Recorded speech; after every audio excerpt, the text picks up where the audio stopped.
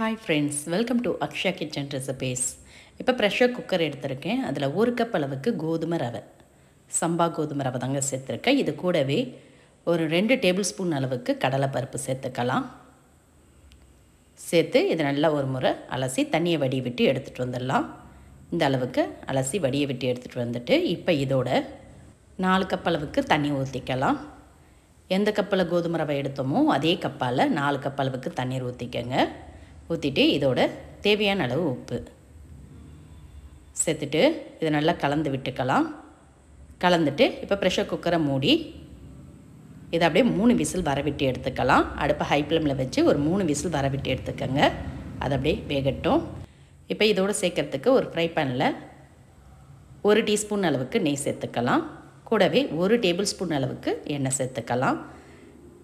எண்ணெய் நல்லா சூடானதும் இல்லை சின்ன பிரிஞ்சலை ஒன்று, ஒரு 2 கிராம்பு, கூடவே அரை ஸ்பூன் சீரகம், ஒரு 10 மிளகு சேர்த்துக்கலாம். கூடவே ஒரு 5 பூண்டு பல்ல பொடியாக கட் பண்ணி சேர்த்துக்கங்க.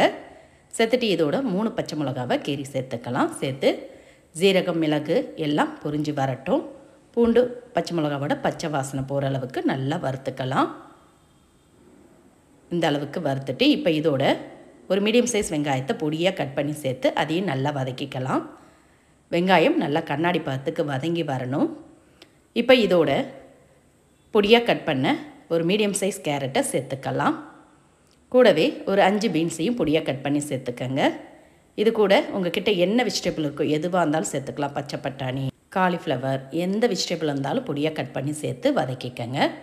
கேரட் பீன்ஸ் ஓரளவுக்கு வதங்கி வந்ததும் இதோட ஒரு சின்னதாக பழுத்த தக்காளியை பொடியாக கட் பண்ணி சேர்த்துக்கலாம். தக்காளி சேர்க்கறதுனால சுவை கூடுதலாக இருக்கும். சேர்த்து அதையும் நல்லா வதக்கிக்கலாம். வதக்கிட்டு இதோட தேவையான அளவு உப்பு, நம்ம ஏற்கனவே கோதுமை ரவையில் உப்பு சேர்த்துருக்கோம். அதனால் வெஜிடபிளுக்கு தேவையான அளவு உப்பும் 1/4 டீஸ்பூன் மஞ்சத்தூளும் சேர்த்து நல்லா கலந்து விடுங்க. நல்லா இந்த அளவுக்கு கலந்த பிறகு இப்போ இதோட அரை கப் அளவுக்கு தண்ணீர் ஊற்றிக்கலாம். கூடவே 1 டீஸ்பூன் அளவுக்கு சாம்பார் பொடி சேர்த்துக்கலாம். வீட்டில் அரைச்ச சாம்பார் பொடி தான் சேர்த்துருக்கேன்.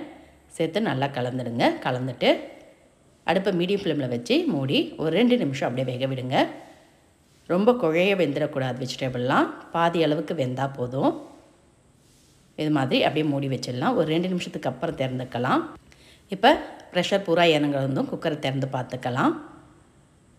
3 விசில் கிட்ட வந்து நல்லா பூத்து வெந்திருக்கு பாருங்கள். கோதுமை ரவையும் கடலைப்பருப்பும் இப்போ நல்லா கலந்துக்கங்க. இந்த அளவுக்கு தண்ணியாக தான் இருக்கணும். உங்களுக்கு ரொம்ப திக்காக இருக்க மாதிரி இருந்தோன்னா 1 கப் அளவுக்கு எக்ஸ்ட்ரா தண்ணீர் ஊற்றி இது மாதிரி தண்ணியாக கலந்து வச்சுக்கலாம். இது ஆற ஆற கொஞ்சம் திக்காகும். இப்போ வெஜிடபிள் பாதி அளவுக்கு வெந்திருக்கு. ரொம்ப வெந்துடாமல் இந்த அளவுக்கு பாதி வேக்காடு இருந்தால் தான் மென்று சாப்பிட சுவையாக இருக்கும். இது கூட ஃப்ரெஷ்ஷான புதினா பொடியாக கட் பண்ணி சேர்த்துக்கங்க. உங்ககிட்ட இருந்ததுன்னா கட் பண்ணி சேர்த்துக்கங்க. நல்ல மணமாக சுவையாக இருக்கும். சேர்த்து அதையும் நல்லா கலந்துட்டு இப்போ இதில் நம்ம வேக வச்ச கோதுமை ரவையை சேர்த்து நல்லா கலந்துக்கலாம். வெஜிடபிளோட நம்ம கடலைப்பருப்பு வெஜிடபிள்லாம் சேர்த்து செய்யறதுனால நல்ல மணமாக சுவையாக நல்ல ஹெல்த்தியாகவும் இருக்குங்க. நல்லா இது மாதிரி கலந்துட்டு இதை அப்படியே ஒரு கொதி வரவிடுங்க. வெஜிடபிளோடு சேர்த்து நல்லா ஒரு கொதி வரட்டும். வந்ததும் இதோட பொடியாக கட் பண்ண ஃப்ரெஷ்ஷான கொத்தமல்லி இலைகள் கொஞ்சம் தூவி நல்லா கலந்துட்டு அடுப்பை ஆஃப் பண்ணிடலாம். அவ்வளோதாங்க. சுட சுட பவுலில் மாற்றி பரிமாறி பாருங்கள். இன்னும் வேணும் கேட்டு வாங்கி சாப்பிடுவாங்க. இதை நீங்கள் நைட்டு டின்னர் கூட ஈஸியாக செஞ்சு தரலாம். இல்லை காலை நேரத்துலையும் ஹெல்த்தியான பிரேக்ஃபாஸ்ட்டாக செஞ்சு தரலாம். வீட்டில் இட்லி தோசைக்கு மாவு இல்லாத சமயங்களில் இது மாதிரி சட்டுன்னு செய்யக்கூடிய ஹெல்த்தியான எந்த பிரேக்ஃபாஸ்ட் ரெசிப்பியை நீங்களும் இதே மாதிரி இதே அளவுகளோட டிஃப்ரெண்ட்டாக ஒரு முறை ட்ரை பண்ணி பாருங்கள். இந்த ரெசிபி பிடிச்சிருந்தா வீடியோக்கு ஒரு லைக் கொடுங்க. ஃப்ரெண்ட்ஸ் அண்ட் ரிலேட்டிவோட இந்த வீடியோவை நிறைய ஷேர் பண்ணுங்கள். இன்றைக்கி இந்த வீடியோவில் நல்லா சூப்பரான ரொம்பவே டிஃப்ரெண்ட்டான இன்ஸ்டன்ட் பிரேக்ஃபாஸ்ட் ரெசிபி எப்படி செய்யறதுனா பார்க்க போகிறோம். வீட்டில் இட்லி தோசைக்கு மாவு இல்லாத சமயங்களில் சட்டுன்னு 10 நிமிஷத்தில் செய்யக்கூடிய ஈஸியான இந்த டிஃபனை நீங்கள் நைட்டு டின்னருக்கும் செஞ்சு தரலாம். காலையில் பிரேக்ஃபாஸ்ட்டாகவும் செஞ்சு தரலாம். வாங்க எப்படி செய்யறதுன்னு பார்க்கலாம். இது மாதிரி செஞ்சு கொடுத்தீங்கன்னா 2 எக்ஸ்ட்ரா கேட்டு வாங்கி சாப்பிடுவாங்க. இப்போ இதை செய்யறதுக்கு ஒரு மிக்சிங் பவுலில் 1 கப் அளவுக்கு ரவை, வறுத்த ரவை வறுக்காத ரவை எதுவாக இருந்தாலும் சேர்த்துக்கலாம். நான் வறுக்காத ரவை தாங்க 1 கப் அளவுக்கு சேர்த்துருக்கேன். அதே கப்பில் 3/4 கப் அளவுக்கு கடலை மாவு சேர்த்துக்கலாம். சேர்த்துட்டு இதோட தேவையான அளவு உப்பு சேர்த்து மாவோட கலந்துக்கலாம். கலந்துட்டு எந்த கப்பில் ரவை எடுத்தோமோ அதே கப்பில் 1/4 கப் அளவுக்கு தயிர், கொஞ்சம் புளிப்பான தயிராக சேர்த்துக்கங்க. நல்ல சுவையாக சாஃப்டாக இருக்கும். இது கூடவே அதே கப்பால் 1 கப் அளவுக்கு தண்ணி சேர்த்துக்கலாம். தண்ணி ஊற்றிட்டு மாவை கட்டிகள் இல்லாமல் இது மாதிரி கலந்துக்கலாம். இப்போ கலக்க பார்த்து கொஞ்சம் லூஸான பதத்தில் இருக்கும். இது அப்படியே ஒரு 10 நிமிஷம் ஊற விட்டோன்னா நல்லா கொஞ்சம் திக்காயிடுங்க. ரவை ஊறி சாஃப்டாக இந்த அளவுக்கு நல்லா கலந்த பிறகு இதை அப்படியே ஒரு பிளேட் போட்டு மூடி வச்சிடலாம். ஒரு 10 நிமிஷம் அப்படியே ஊறட்டும். இப்போ இது ஊறத்துக்குள்ளே வெஜிடபிளை வதக்கி எடுத்துக்கலாம். அதுக்கு ஒரு ஃப்ரை பேனை சூடு பண்ணியிருக்கேன். அதில் 2 டேபிள் ஸ்பூன் அளவுக்கு எண்ணெய் ஊற்றிக்கலாம். எண்ணெய் சூடானதும் 1/2 டீஸ்பூன் ஜீரகம், 1/2 டீஸ்பூன் கடுகு சேர்த்து நல்லா பொரிஞ்சு வரட்டும். இது பொரிஞ்சு வந்த பிறகு இதோட 3 பச்சை மிளகாவை பொடியாக கட் பண்ணி சேர்த்துக்கலாம். கொஞ்சம் காரமாக இருந்தால் நல்லாயிருக்கும் இந்த பிரேக்ஃபாஸ்ட். இது கூடவே 1 டேபிள் ஸ்பூன் அளவுக்கு பொடியாக கட் பண்ண இஞ்சி, இதோட மீடியம் சைஸ் ஒரு வெங்காயத்தை பொடியாக கட் பண்ணி சேர்த்துக்கலாம். கூடவே 1/2 கப் அளவுக்கு கோஸ் சேர்த்துக்கலாம். கூடவே 1/2 கப் அளவுக்கு பொடியாக கட் பண்ண கேரட் சேர்த்துட்டு இதோட 1/2 கப் அளவுக்கு கேப்சிகம் அதையும் பொடியாக கட் பண்ணி சேர்த்துக்கங்க. உங்கள்கிட்ட எந்த வெஜிடபிள் இருந்தாலும் பொடியாக கட் பண்ணி சேர்த்துக்கங்க. சாப்பிட நல்லா சுவையாக இருக்கும். இப்போ எல்லாத்தையும் சேர்த்து அடுப்பை மீடியமாக வச்சு ஒரு 2 நிமிஷத்துக்கு வதக்கிக்கங்க. நல்லா பாதி வதங்கி வரட்டும். அப்போ தான் சாப்பிட பார்த்து நல்லா சுவையாக இருக்கும். ரொம்ப வதங்கிட வேண்டாம். இந்த அளவுக்கு வதங்கி வந்தால் போதும். இப்போ அடுப்பை ஆஃப் பண்ணிவிட்டு இதோட பொடியாக கட் பண்ண கொத்தமல்லி இலைகள் கொஞ்சம் தூவி கலந்துட்டு இறக்கி ஆற விட்டுடலாம். இது லைட்டாக ஆறட்டும். ஆறின பிறகு நம்ம மாவோடு சேர்த்து கலந்துக்கலாம். அப்படியே ஆற விட்டுடலாங்க. இப்போ நம்ம மூடி வச்ச மாவை திறந்து பார்த்துக்கலாம். ஒரு 10 நிமிஷத்துக்கு மேலே ஊறி நல்லா திக்காக இருக்குது பாருங்கள். நம்ம லூஸான பதத்தில் கலந்து வச்சோம். ரவை தண்ணி எல்லாத்தையும் உறிஞ்சி நல்லா திக்காக கொஞ்சம் சாஃப்டாகவும் ஆகிருக்கு. இப்போ இதோட நம்ம வதக்கி ஆற வச்ச வெஜிடபிள் எல்லாத்தையும் சேர்த்துக்கலாம். சேர்த்துட்டு மாவோடு நல்லா கலந்து விட்டுக்கங்க. மாவில் நல்லா அடி வரைக்கும் பரவுற மாதிரி நல்லா கலந்துக்கங்க. மாவு கொஞ்சம் திக்கான பதத்தில் இருக்குது. இப்போ கொஞ்சம் தண்ணி சேர்த்துக்கலாம். ரொம்ப அதிகமாக தண்ணி சேர்த்துற வேண்டாம். கொஞ்சமாக தண்ணி சேர்த்து நல்லா கொஞ்சம் இட்லி மாவு பதத்துக்கு திக்காகவே கலந்துக்கலாம். இப்போ இதோட ஒரு 1/4 டீஸ்பூன் அளவுக்கு ஈனோ சேர்த்துக்கலாம். ஈனோ இல்லாட்டி சமையல் சோடா சேர்த்துக்கங்க. சேர்த்து மாவோடு நல்லா கலந்துக்கங்க. மாவு கரெக்டாக இந்த பதத்தில் தான் இருக்கணும். ரொம்ப தண்ணியாகவும் ரொம்ப திக்காகவும் இருக்கக்கூடாது. இது மாதிரி இட்லி மாவு பதத்துக்கு தான் இருக்கணும். இப்போ மாவு ரெடி ஆகிடுத்து. இதை ஊற்றி எடுக்கிறதுக்கு இது மாதிரி குட்டி கடாய் இருந்தால் எடுத்துக்கங்க. இல்லாட்டி பணியாரக்கல்லில் கூட சின்ன சின்னதாக ஊற்றி சுட்டு எடுத்துக்கலாம். இப்போ கடாய் சூடானதும் இதில் கொஞ்சமாக எண்ணெய் விட்டுட்டு நம்ம கலந்து வச்ச மாவுலேருந்து ஒரு 2 கரண்டி அளவு மாவை ஊற்றிடுங்க. ஊற்றி கொஞ்சம் திக்காகவே இது மாதிரி ரவுண்டாக தீத்திடுங்க. இப்போ அதை அப்படியே மூடி மீடியம் ஃப்ளேமில் வச்சு ஒரு 30 செகண்ட் வேக விடுங்க. ஒரு சைடு வெந்த பிறகு திருப்பி போட்டுக்கலாம். இது மாதிரி மூடி வைக்கிறதுனால சீக்கிரமாகவே மேலே வெந்துடும். திருப்பி போடவும் ஈஸியாக இருக்கும். பாருங்கள், ஒரு சைடு பொன்னிறமாக செவந்ததும் திருப்பி போட்டு இன்னொரு சைடு கொஞ்சமாக எண்ணெய் விடுங்க. எண்ணெய் விட்டு ஒரு சைடு வெந்த பிறகு எடுத்துடலாம். பாருங்கள், நல்லா செவந்து நல்லா சூப்பராக இருக்குது. மேலே கிறிஸ்பியாக உள்ள பஞ்சு மாதிரி சாஃப்டான வெஜிடேபிள் பன் தோசை ரெடி. இது கூட உங்களுக்கு விருப்பப்பட்ட சைடிஷ் தேங்காய் சட்னி, கார சட்னி எதுவாக இருந்தாலும் தொட்டு சாப்பிட்டு பாருங்கள். 2 எக்ஸ்ட்ரா கேட்டு வாங்கி சாப்பிடுவீங்க. அந்த அளவுக்கு சுட சுட சாப்பிட நல்ல சுவையாக சூப்பராக இருக்கும். சட்னி ஈஸியாக செய்யக்கூடிய இந்த இன்ஸ்டண்ட்டான பந்தோசா ரெசிப்பியை நீங்களும் இதே மாதிரி இதே அளவுகளோட இன்றைக்கே செஞ்சு பாருங்கள். செஞ்சு பார்த்துட்டு உங்களோட கருத்துக்களை கமெண்டில் தெரிவிங்க. இந்த ரெசிபி உங்களுக்கு பிடிச்சிருந்தா வீடியோக்கு ஒரு லைக் கொடுங்க. ஃப்ரெண்ட்ஸ் அண்ட் ரிலேட்டிவோட இந்த வீடியோவை நிறைய ஷேர் பண்ணுங்கள். இந்த வீடியோவில் வெறும் 1 டீஸ்பூன் அளவுக்கு எண்ணெய் மட்டும் சேர்த்து நல்ல ஃபில்லிங்கான டிஃப்ரெண்ட்டான பிரேக்ஃபாஸ்ட் அண்ட் ஸ்நாக்ஸ் ரெசிபி எப்படி செய்யறதுனா பார்க்க போகிறோம். வழக்கமாக நம்ம செய்கிற இட்லி தோசைக்கு பதிலாக புதுமையான சுவையில் இது மாதிரி ஒரு முறை ட்ரை பண்ணி பாருங்கள். நல்லா சூப்பராக அருமையாக இருக்கும். இப்போ இதை செய்யறதுக்கு ஒரு மிக்சிங் பவுலில் 3/4 கப் அளவுக்கு பச்சரிசி மாவு சேர்த்துக்கலாம். கூடவே அதே கப்பில் 1/4 கப் அளவுக்கு கோதுமை மாவு சேர்த்துக்கலாம். மொத்தமாக 1 கப் அளவுக்கு மாவு சேர்த்துருக்கேன். இதோட தேவையான அளவு உப்பு சேர்த்து மாவோடு நல்லா கலந்துக்கலாம். கலந்த பிறகு இதில் மாவு எடுத்த கப்பாலே 1 கப் அளவுக்கு தண்ணீர் ஊற்றி ஃபஸ்ட்டு கலந்துக்கலாம். கட்டிகள் இல்லாமல் நல்லா தோசை மாவு பார்த்துக்கு கலந்துக்கலாம். இப்போ கொஞ்சம் திக்காக இருக்குது. இன்னும் ஒரு 1/2 கப் அளவுக்கு எக்ஸ்ட்ரா தண்ணி சேர்த்துக்கலாம். மொத்தமாக 1/2 கப் அளவுக்கு தண்ணி சேர்த்திங்கன்னா கரெக்டாக இருக்கும். அதுக்கு மேலே எக்ஸ்ட்ரா தண்ணி சேர்க்க தேவையில்லை. இந்த அளவுக்கு மாவை கலந்து எடுத்துக்கங்க. இந்த மாவு ஊறலாம் வைக்க வேண்டியது இல்லைங்க. இது மாதிரி கலந்த பிறகு இப்போ இதில் வெஜிடபிள்லாம் சேர்த்துக்கலாம். மீடியம் சைஸில் ஒரு வெங்காயத்தை நல்லா பொடிசாக கட் பண்ணி சேர்த்துக்கங்க. கூடவே பொடியாக கட் பண்ண 2 பச்சை மிளகா, கூடவே ஒரு மீடியம் சைஸ் பழுத்த தக்காளியை உள்ள விதைகள் இல்லாமல் ஸ்கின்னை மட்டும் பொடியாக கட் பண்ணி சேர்த்துக்கங்க. இதோட மீடியம் சைஸ் கேரட்டையும் துருவி சேர்த்துக்கலாம். சேர்த்துட்டு ஃப்ரெஷ்ஷான கருவேப்பிலை மல்லி இலைகள் பொடியாக கட் பண்ணி சேர்த்துக்கங்க. சேர்த்து மாவோடு நல்லா கலந்துக்கலாம். இதில் உங்களுக்கு பச்சை மிளகா சேர்க்க விருப்பம் இல்லாட்டி நீங்கள் இதில் மிளகாய்த்தூள் கூட சேர்த்துக்கலாம். இப்போ வெஜிடபிள்லாம் சேர்த்து மாவோடு நல்லா கலந்துக்கங்க. வெஜிடபிள்லாம் சேர்த்த பிறகு கொஞ்சம் மாவு திக்கான பாத்துக்கு வந்திருக்கு. மாவு கரெக்டாக இந்த பாத்துக்கு தான் இருக்கணும். ரொம்ப தண்ணியாகவும் இருக்கக்கூடாது, ரொம்ப கெட்டியாகவும் இருக்கக்கூடாது. இந்த பாத்துக்கு மாவை கலந்து எடுத்து வச்சுக்கலாம். இப்போ இந்த மாவை ஊற்றி எடுக்கிறதுக்கு வானலில் 2 கப் அளவுக்கு தண்ணி ஊற்றி நல்லா தண்ணி சூடான பிறகு இது மேலே ஸ்டீமர் பிளேட் இருந்தால் போட்டுடுங்க. போட்டு இந்த பிளேட் நல்லா சூடாகணும். சூடான பிறகு இதில் நம்ம கொஞ்சமாக எண்ணெய் தடவிக்கலாம். ஒரு முறை எண்ணெய் தடவினீங்கன்னா போதும். தடவிட்டு இதில் கலந்து வச்ச மாவுலேருந்து ஒரு 2 கரண்டி அளவு மாவை ஊற்றி கொஞ்சம் தடிமனாக தீத்திக்கலாம். ரொம்ப மெலிசாக இல்லாமல் கொஞ்சம் தடிமனாக தீத்திங்க. நல்லா பிளேட்டு சூடான பிறகு நீங்கள் மாவு ஊற்றுனீங்கன்னா தான் கீழே ஓட்டையில் வடியாமல் இருக்கும். இப்போ மாவு ஊற்றிட்டு இதை அப்படியே ஒரு கிட்டில் போட்டு மூடிடுங்க. மூடி ஹை ஃப்ளேம்லேயே வச்சு ஒரு 2 நிமிஷம் வேகட்டும். வெந்த பிறகு அப்படியே எடுத்துடலாம்.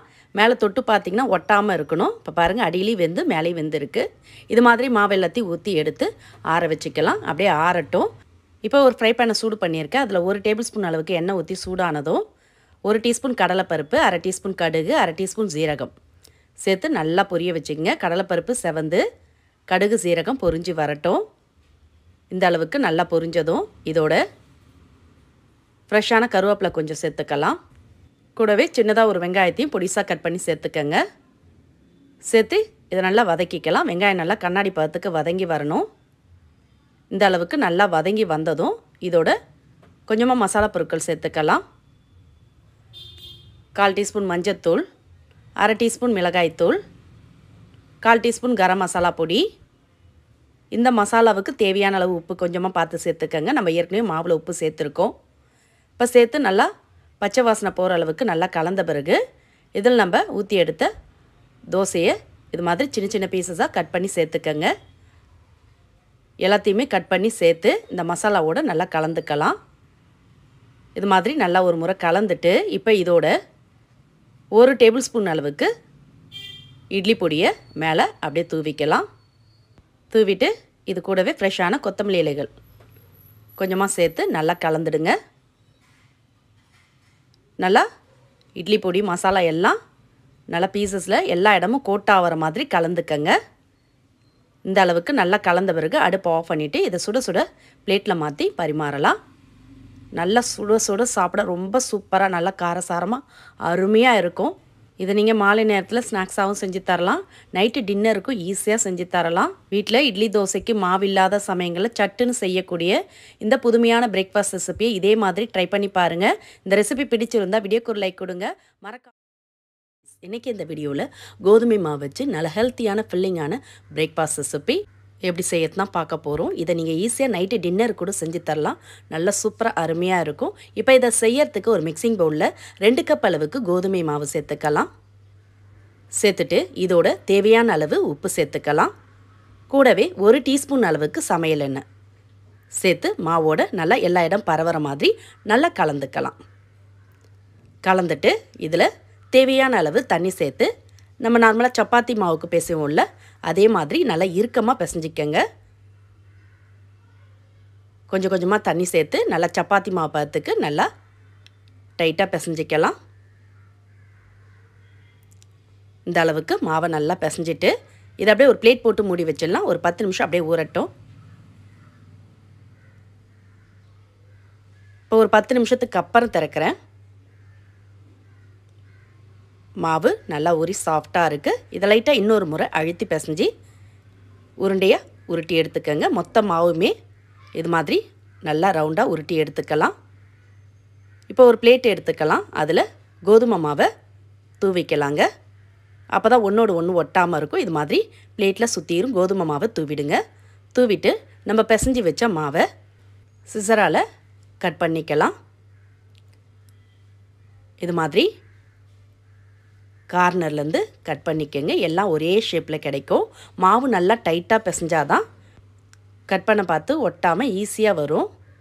அதனால் நல்லா மாவை இறுக்கமாக பிசைஞ்சிக்கங்க. இப்போ மாவு எல்லாத்தையுமே இது மாதிரி சிசரால் கட் பண்ணி பிளேட்டில் மாற்றிடலாம். கோதுமை மாவு தூவுறதுனால ஒன்றோடு ஒன்று ஒட்டாமல் இருக்குது பாருங்கள். இப்போ இதை எல்லாத்தையும் வேக வச்சு எடுத்துக்கலாம். இதை வேக வைக்கிறதுக்கு பேனில் ஒரு 3லேருந்து 4 கப் அளவுக்கு தண்ணி ஊற்றி சூடு பண்ணிக்கலாம். தண்ணி நல்லா கொதி வந்த பிறகு நம்ம கட் பண்ணி வச்சுருந்த பீசஸ் எல்லாத்தையும் சேர்த்துடலாம். சேர்த்து இது மாதிரி அடியிலேருந்து கலந்து விடுங்க. கொதி வந்த பிறகு சேர்த்திங்கன்னா ஒன்றோடு ஒன்று ஒட்டாமல் நல்லா வெந்து வரும். அடுப்பை ஹை ஃப்ளேமில் வச்சு ஒரு 4லேருந்து 5 நிமிஷம் அப்படியே கொதிக்க விடுங்க. நல்லா வெந்துடும். பாருங்கள், நல்லா கொதித்து வெந்து வந்திருக்கு. இப்போ இதை அப்படியே வடிகட்டி எடுத்து ஒரு ஜல்லியில் மாற்றிக்கலாம். இது மாதிரி ஒரு ஜல்லியில் எல்லாத்தையுமே மாற்றிக்கங்க. தண்ணி இல்லாத அளவுக்கு வடிகட்டி எடுத்து மாற்றிக்கங்க. அதில் இருக்க எக்ஸ்ட்ரா இருக்க தண்ணியும் அப்படியே வடியட்டும். இது மாதிரி எல்லாத்தையும் ஜல்லியில் மாற்றிட்டு இப்போ இது மேலே 1.5 கப் அளவுக்கு தண்ணியை மேலே ஊற்றி ஒரு முறை அலசிக்கங்க. அப்போ தான் ஒன்றோடு ஒன்று ஒட்டாமல் பிசுபிசுப்பு தன்மை இல்லாமல் இருக்கும். நார்மல் வாட்டர் சேர்த்துக்கங்க. இப்போ அது அப்படியே நல்லா வடியட்டும். வடிஞ்ச பிறகு சேர்த்துக்கலாம். இப்போ இதை தாளிக்கிறதுக்கு ஒரு ஃப்ரை பேனை சூடு பண்ணியிருக்கேன். அதில் 2 டேபிள் ஸ்பூன் அளவுக்கு எண்ணெய் ஊற்றிக்கலாம். எண்ணெய் சூடானதும் பொடியாக கட் பண்ண 4 பூண்டு பல் சேர்த்துட்டு இதோட 1 டீஸ்பூன் அளவுக்கு இஞ்சி விழுது சேர்த்துக்கலாம். இஞ்சி நீங்கள் பொடியாக கட் பண்ணி கூட சேர்த்துக்கலாம். கூடவே 3 பச்சை மிளகாவை கீறி சேர்த்துட்டு ஃப்ரெஷ்ஷான கருவேப்பிலை கொஞ்சம் சேர்த்து நல்லா எண்ணெயில் வதக்கிக்கங்க. இஞ்சி பூண்டோட பச்சை வாசனை நல்லா போகணும். போன பிறகு இதோட ஒரு மீடியம் சைஸ் வெங்காயத்தை இது மாதிரி கட் பண்ணி சேர்த்து வதக்கிக்கலாம். வெங்காயம் நல்லா ஓரளவுக்கு வதங்கி வரட்டும். இந்த அளவுக்கு வதங்கி வந்த பிறகு இதோட குடைமிளகாய் கட் பண்ணி சேர்த்துக்கலாம். ஒரு 1/4 கப் அளவுக்கு குடைமிளகாயை இது மாதிரி நீட்டு வாக்கில் கட் பண்ணி சேர்த்துக்கங்க. கூடவே மீடியம் சைஸில் நல்லா பழுத்த தக்காளி பழம் 1 கட் பண்ணி சேர்த்துக்கலாம். சேர்த்து நல்லா வதக்கிக்கலாம். தக்காளி குடைமிளகாய் வதங்கி வரட்டும். இந்த அளவுக்கு தக்காளி மசிஞ்சதும் இப்போ இதோட 1/2 டீஸ்பூன் மிளகாய்த்தூள், 1/4 டீஸ்பூன் மஞ்சத்தூள், 1/2 டீஸ்பூன் கரம் மசாலா பொடி சேர்த்துக்கலாம். கூடவே தேவையான அளவு உப்பு. நம்ம ஏற்கனவே மாவில் உப்பு சேர்த்துருக்கோம். இந்த மசாலாவுக்கு தேவையான அளவு உப்பு பார்த்து சேர்த்துக்கங்க. கூடவே ஒரு 2 டீஸ்பூன் அளவுக்கு டொமேட்டோ சாஸ் சேர்த்துக்கலாம். சேர்த்து மசாலாவோட பச்சை வாசனை போகிற அளவுக்கு நல்லா கலந்துக்கங்க. கலந்துட்டு இதில் ஒரு 1/4 கப் அளவுக்கு தண்ணி ஊற்றிக்கலாம்.